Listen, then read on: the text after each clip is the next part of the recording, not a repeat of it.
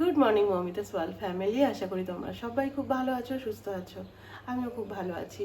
আজকে বৃহস্পতিবার, মুনিয়া তো রেডি হয়ে স্কুলে বেরিয়ে গেছে, ও এক্ষুনি অফিস বেরোবে। তো এখানে আমি বসিয়ে দিয়েছি মুগের ডাল, ভাত একটু আলু ভাতে দিয়ে দিয়েছি, আর কি করা যায় দেখি। আর ও অফিস বেরিয়ে গেলে তারপর ঘরের তো প্রচুর কাজ থাকে, সেগুলো করব। আর দুদিন বাপের বাড়ি থেকে আসার পর আর কোনো রকম ভিডিও করিনি, কারণ এমনিই ল্যাদ লাগছিল। তো ঘরটর গুছানো পরিষ্কার না থাকলে যেটা হয় আর কি, প্রচুর কাজের পাহাড় পড়েছিল। তো বাপের বাড়ির ব্লগটা আশা করি তোমাদের খুব ভালো লেগেছে, জানি। আর দুদিন দেখছি আমার ব্লগগুলোর কমেন্ট বক্স বন্ধ রয়েছে, হয়তো বাচ্চাদের ভিডিও আছে বলেই হয়তো কমেন্ট বক্স ইউটিউব থেকে ওটা বন্ধ করছে, কারণ আমি কিছু করতে পারছি না এখানে, যে কমেন্ট বক্স কোনোভাবে যদি খোলা যায় বা কিছু। তো যাই হোক, আজকে আবার অন্নপূর্ণা পুজো, তো সন্ধ্যেবেলা আমার এক বন্ধুর বাড়ি অন্নপূর্ণা পুজো নিমন্ত্রণ থাকে, সেখানে যাব। তো অন্নপূর্ণা পুজোর সবাইকে জানাই শুভকামনা, সবার খুব মঙ্গল হোক, খুব ভালো হোক। আর এখন গুপ্ত নবরাত্রিও চলছে, তো মা সবার মঙ্গল করুক, সবার সমস্ত কিছু খারাপ দূরে সরে যাক।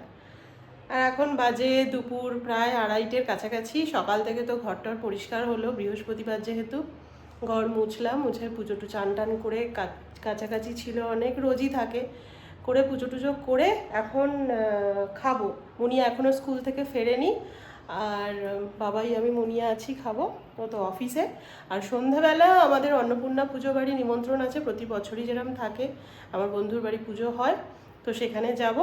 আর এখন কি রান্না আজকে হয়েছে একবার দেখিয়ে দিই তোমাদের, চলো। যে সিম্পল মেনু, ভাত, শুকনো লঙ্কা ভাজা দিয়ে আলু ভাতে মাখা, এখানে আছে মুগের ডাল, আর এখানে আছে পাঁপড় ভাজা। আজকে হচ্ছে এই মেনু। সবার ভাত বেড়ে নিয়েছি, মুনিয়ারও এক্ষুনি এসে যাবে, আসার সময় হয়ে গেছে। আর এইখানে আমার পুটুনি সোনা খাওয়া দাওয়া করে এখন ল্যাদ খাচ্ছে, পাখা চলছে, তারপর এসিতে ঢোকাবো। এখন এসি ছাড়া তো থাকতেই পারবে না, যা গরম পড়ে গেছে। বলো, এখন একটুখানি ল্যাদ খেয়ে নাও, আমি খেয়ে নিই। লেডিস ফুডরেস্টটা সাইজটা এটা আপনি আমাদের গিফটে নেবেন, বাদ বাকি পুরো গাড়ির যা আছে ওইটাই নেবেন। দেখ কত টাকা ডিসকাউন্ট করে জন্য করা যেতে পারে। আমি কোন গাড়িটা? আমি বলে দিচ্ছি কোন গাড়িটা? কালারগুলো দেখা স্ট্যান্ডার্ড মডেল। জুপিটার নাকি? জুপিটারই তো বলছিল। এইটা একদম নিউ এডিশন, আমি বুঝতে পারছি। চালাবো আপনার গাড়িটা? হ্যাঁ চালান। এই ব্ল্যাকটা ভালো লাগে। আমার প্রত্যেকটা কাগজপত্র ওকে ভাইয়া। একটা চলবে না। আমার ছেলে গাড়ি ওই যে মানাবো নাকি ইজি হওয়ার জন্য নাকি জানি। সেন্সাসটা এই যে কালারটা যেটা বলছিলাম ওইদিকে কালারটা সুন্দর এইটা? এর নিচতে না?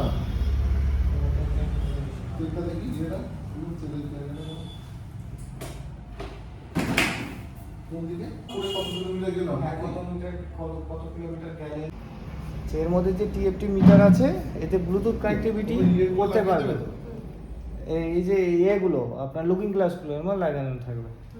আচ্ছা, এর মধ্যে আপনি এখানে ফিউলের যে এটা দেখতে পাবেন, ফিউল মিটার, যেটা কতটা তেল আছে না আছে, এটা স্পিডোমিটার, এখানে আছে টাইম, এখানে আছে ইন্ডিকেটর সিম্বল, আর আপনার দুটো ইন্ডিকেটর একসঙ্গেও জ্বলবে, সেটাও করা যায়।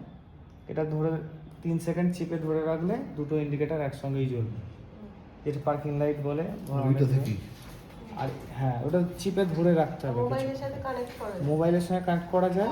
এতে আপনার টার্ন বাই টার্ন নেভিগেশন পাবেন, আর মিস কল অ্যালার্ট পাবেন, বা কেউ যদি ফোন করে এখানে নাম্বারিং কিছু পাবেন, এখানে নাম্বারগুলো উঠবে। এগুলোই আছে, আর রেঞ্জ ফেঞ্জ এখানে সব দেখতে পাবেন।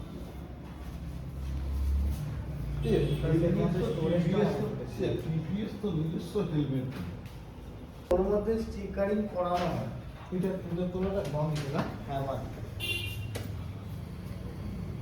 এটার মধ্যে কি কি দেওয়া এর মধ্যে লুকিং এই হচ্ছে আমাদের সেই 11 বছরের সঙ্গী, এটা চেঞ্জ করা হচ্ছে। আর এখান থেকেই বাবাইয়ের স্কুটিটাও নেওয়া হয়েছিল, তো এখান থেকে ওটাও চেঞ্জ করে নেওয়া হচ্ছে। মন তো একটু খারাপ হচ্ছেই, কিন্তু কিছু করার নেই।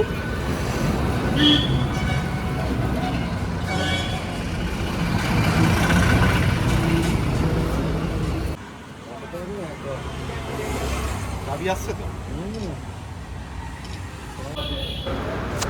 ডোমজুড়ের বিখ্যাত পুজো বারুইপাড়ার কালী পুজো কয়েকদিন আগেই গেছে। এখনও মায়ের বেদিতে সমস্ত ফুলমালা দেখলেই তোমরা বুঝবে। আর এখনও মায়ের প্রায় 1 সপ্তাহ ধরে অনুষ্ঠানও চলছে। তার মধ্যেই আমাদের স্কুটিটা কেনা হলো। আমাদের পুরনো স্কুটিটা অনেক বছরই হয়ে গেল, প্রায় 11-12 বছরের মতো। অনেক বছর আমাদের সাথে ছিল। মন তো একটু খারাপ, কারণ পুরনো জিনিস যতই হোক একটা স্মৃতি তো থাকেই অনেক বছরের। আর কিছু করারও নেই, গাড়িটা এবারে মানে দিয়ে দেওয়ার মতোই হয়ে গিয়েছিল। আর নতুন গাড়িরও একটা দরকারও ছিল, তো সেই কারণে আজকে গাড়িটা আমরা চেঞ্জ করলাম। আর এখানে বারুইপাড়ার মা কালীর যে বেদি মন্দির, যেখানে পুজো হয়, খুব বিখ্যাত ডোমজুড়ে। এখানে অনেকেই জানবে যে এই মায়ের পুজোয় আমাদের ডোমজুড়ে কীরকম আড়ম্বর করে মাকে আনা হয়, কত ভক্তরা মায়ের যে অপেক্ষায় থাকে সারা বছরের পর, সেটা অনেকেই জানে। তো সেই মা টেনে নিয়ে এসেছে মায়ের কাছে, এখানেই একটু মাকে পুজো দিলাম, প্রণামী দিয়ে মাকে প্রণাম করে মায়ের ফুল সিঁদুর সব নিয়ে গাড়িতে ছুঁয়ে তারপর আমরা আবার একটা দিন পরই দফরপুরের কালী মা আছে, যেখানে মুনিয়াকে ক্রিকেটে নিয়ে যাই, ওই একাডেমির আগেই দফরপুরের মা, উনিও খুব জাগ্রত মা। তো মায়েদের ইচ্ছা হয়েছে আজকে গাড়িটা এখানে করার পর তারপর দফরপুরের মায়ের কাছে গিয়ে গাড়িটা পুজো করে তারপর ভালোভাবে ও চাপতে পেরেছে, মানে নিয়ে বেরিয়েছে আর কি। মনে তো একটা ভয় থাকেই, নতুন জিনিস যতক্ষণ না ঈশ্বরের আশীর্বাদ থাকে ততক্ষণ মনের মধ্যে তো একটা সংকোচ আর কি হতেই থাকে না, কি হবে কি হবে। যেহেতু আমরা তো রক্ত মাংসে গড়া মানুষ, মনের মধ্যে ভয় ভীতি সংশয় সব কিছু নিয়েই আমাদের চলতে হয়। তো চলো, এখানে মাকে পুজো দেওয়া হয়ে গেছে, আর চারপাশটা তোমাদের একবার দেখিয়ে দিই। দেখো, এখনও মায়ের অনুষ্ঠানের অনেক কিছু বাকি, সব হচ্ছে। ভিতরে স্টেজ বাঁধা আছে। এখানে আগের বছর এসেছিলাম, পুরনো ভিডিও তোমরা দেখলে এই জায়গাটাও দেখতে পাবে। আর এই যে চলে এসেছি দফরপুরের মায়ের কাছে, এখানেও মাকে একটু ফুল মিষ্টি দিয়ে মালা দিয়ে পুজো দিয়ে ধূপবাতি জেলে তারপর মঙ্গল কামনায় মাকে জানিয়ে নতুন গাড়িতে মায়ের দেওয়াই মালা চড়ানো, যে মালাটা চড়িয়েছিলাম সেটা আমি গাড়িতে দিয়ে একটু স্বস্তিকা চিহ্ন এঁকে একটু ফুল আর সিঁদুর ছুঁয়ে দিয়েছিলাম। তারপর মনটা শান্তি হলো। তোমাদের সাথে সব ছোটোখাটো বিষয়গুলো নিয়েই ভাগ করে নিই, সেই জন্য আজকে এই ভিডিওটা আমি আজকের ব্লগে অ্যাড করে দিলাম। Good evening. এখন রেডি হচ্ছি, যাব অন্নপূর্ণা পুজো বাড়িতে। আর অনেক দিন পর আমি এই শাড়িটা বার করলাম, বহু দিন পরিনি। আর এই শাড়িটা আমার ভীষণ পছন্দের শাড়ি, তো এটার সাথে কন্ট্রাস্ট এই ব্লাউজটা করে পরছি। আর এখন মুনিয়া এই মাত্র টিউশনি পড়ে এলো, ও রেডি হচ্ছে। বাবাই যাবে না, অনেক করে বললাম কিন্তু ও যেতে চাইলো না। আমি রেডি হচ্ছি, ও তো অলরেডি রেডি হয়েই আছে। এখন বাজে ওই 9টার মতো, আমরা এক্ষুনি বেরোবো। আর লিওরও খাবার, ম্যাঙ্গোর খাবার সব করে রেখে দিয়ে যাচ্ছি, বাবাই আছে।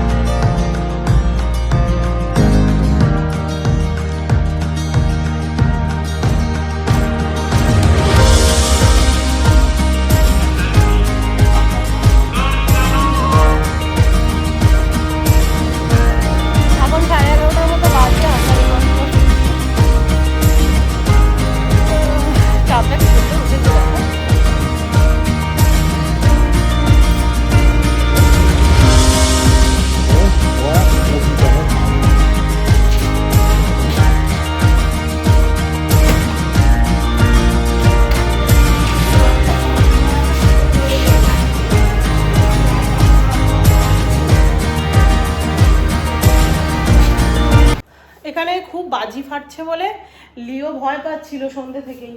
আর ওই দিকের ঘরে রয়েছে, ও এদিকে আসতেও চায়নি। ততক্ষণ বাবাই ওর কাছে ছিল, বললো মা একদম এদিকে আসেনি, বাজি ভয়। তো যাই হোক, এখন বাজে 11:30। এই দেখো এইমাত্র বাড়ি ফিরলাম আমরা। খুব ভালো লাগলো, পুজো বাড়ি আমাদের খুব ভালোভাবে কাটলো। অনেকক্ষণ ধরে ছিলাম, পুজো দেখলাম গিয়েই। আর সবাই বাবাইয়ের কথা জিজ্ঞাসা করেছে, বাবাই যায়নি কেন, সবাই জিজ্ঞাসা করেছে। ওকে ছোট্ট থেকে সবাই দেখছে তো ওখানে, তো সবাই খুব ভালোবাসে ওদের বাড়ি। আর সেই জন্য মনটা একটু খারাপ, কিন্তু কিছু করার নেই। ছেলেমেয়েরা বড় হয়ে গেলে তাদের কথা মতোই তো চলতে হয়। অনেক সময় ওরা অনেক জায়গায় মানে নিজেদের ইচ্ছে মতো যায়। কারণ এটা বাড়ির সামনেই একদম ছিল, ও চাইলে যেতে পারতো, কিন্তু যেহেতু বাজি ফাটছে বলে লিও এত মানে ভয় পাচ্ছে যে ওকে একা রেখে যাওয়া যাবে না। তো এই হয়েছে ব্যাপার। তো চলো এখন ফ্রেশ হয়ে যাই, প্রচণ্ড গরম পড়ে গেছে। আর একজন এই দেখো এইখানে বসে বসে খাচ্ছে। এই তো এসেছে, এই দেখো, এই দেখো, এই তো শোনো বাবা, আমি জামা কাপড়টা ছেড়েই আসছি। আমি কাপড়টা ছেড়ে আমি অন্য পরিষ্কার জামা কাপড় পরে আসি, বাইরের জামা কাপড় এটা। ওই তো বাবাই প্রতিদিন ঢুকিয়ে ইয়ে করে সেট করে। এই দেখ এখানে বাবা, শোনো বাবা,